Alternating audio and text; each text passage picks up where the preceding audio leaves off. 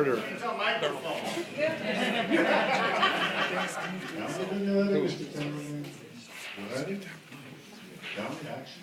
Speed, something. Down, anything. Action. Okay. I'm in the garment business for 45 years in New York. And all this time with my rotten, no good, lousy, stinking, putz, miserable bastard partner, Max Glickstein, who I hate like poison. You might ask, why are we staying together? Well, first of all, the books are so cooked that if we split up, we both go to jail. I keep an eye on him, he keeps an eye on me, and we make a good living together. But these are moms, hot bastards. One day we're in a restaurant.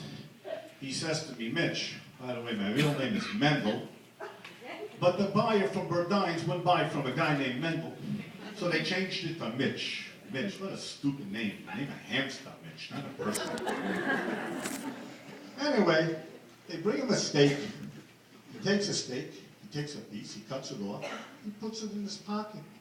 The waiter runs over to him. He says, what are you doing? I never saw anything like that in my life. Max looks at me with a fork. He points at me with a fork. He knows I hate that. He says, you see, that's my partner, Mitch. Mitch hates me. He wants me to choke on the first bite. Drop dead, I have it here in my pocket.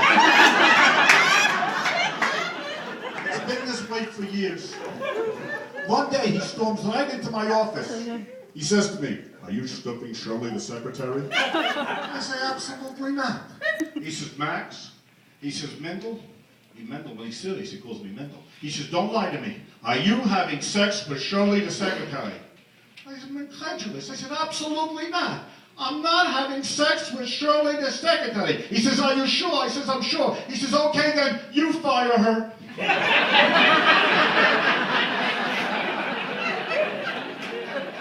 It never ends with this bastard. I'm in Aruba having a vacation with my wife. I'm relaxing, I'm sunny.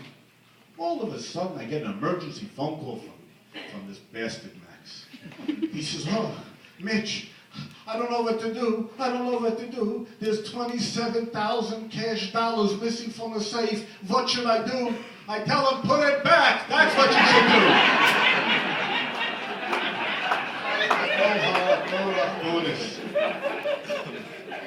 When we first got started 40 years ago, we had a season that was so bad. We didn't know whether to burn down the place or have a flood. Max is afraid of fire. What the hell do I know about plumbing? We're done, we're kaput, we're dead. All of a sudden, I'm in walks the buyer from Macy's. Not just any buyer. Macy's Club. She lays in an order for $2 million. We're saved. We're not just saved, we're rich. But there's a condition. If we don't hear from her by Friday at 5 o'clock, the order's confirmed. We do. It's off. So in those days, who knew from email? Who had faxes? It's Western Union. So 3 o'clock comes by, nothing. All right, so far so good. 3:30, nothing. Oh, we're happy. 4 o'clock, we're ready to open up the champagne. 4:45, in walks the boy from Western Union. Boy, it's over, and vague. I go to the window, I'm opening up, I'm getting out on a ledge, I'm about to jump. Max opens up, looks at the telegram. He yells, wait, Mitch, good news! Your mother's dead.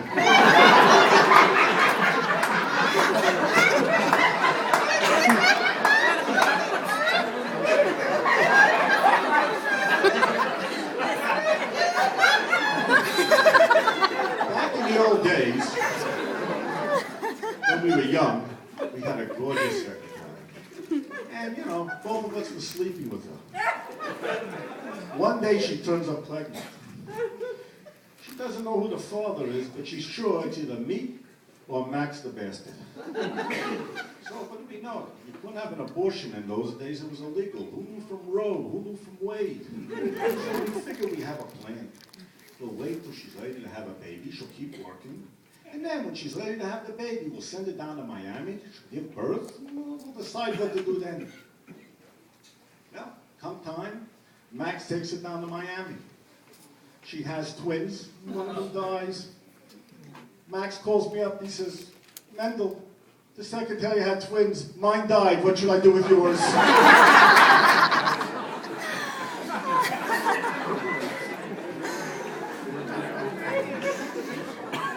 We manufactured ladies' ready to wear. It was large sizes. We called it Togs for Hogs. One day it was a bad season. Max tried to jump out the window. It was such a bad season, he landed on returns. He survived. Even our wives are competitive. Even our wives. We had a season one year, we were making money like it was Rockefellers. We were minting the money. It was unbelievable. So we decided, what the hell, the rich guys know, we get some mistresses. Why not? No sharing this time. So we don't just get any mistresses, we get raquettes.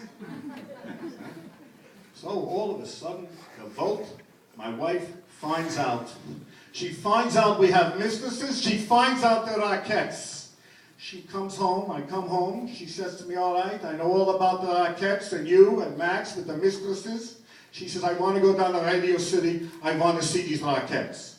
I said, sweetheart, you don't know. She said, you take me down to Radio City, or I'll sue you for everything you got. I'll take the house. I'll take the business. I'll take your cars. I'll take your dreams, your hopes, your aspirations. I'll take that stupid name back, Mitch. They'll have to call you Mendel. All right. So I take her down to Radio City. We were sitting in the front row, and out come the raquettes. And they're kicking and dancing and kicking and dancing. And she gives me a Chanel right in here.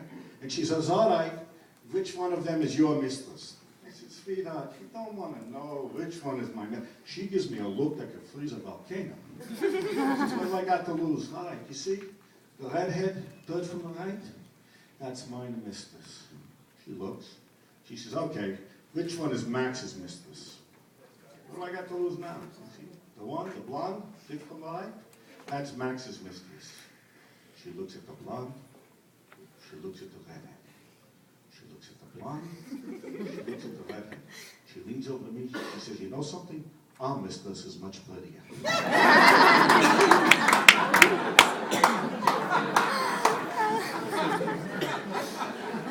I get a call. Max is in the hospital. I run down to the hospital. I say to the doctor, Max Glifstein, how is he? The doctor says he's dead. Come back an hour later, I see the doctor. Doctor, Max Glifstein, how is he? He's dead. I go to have lunch an hour and a half later. I said, Doctor, Max Glifstein. He says, I told you 2 times. He's dead. Why do you keep coming? I said, I love the way it sounds.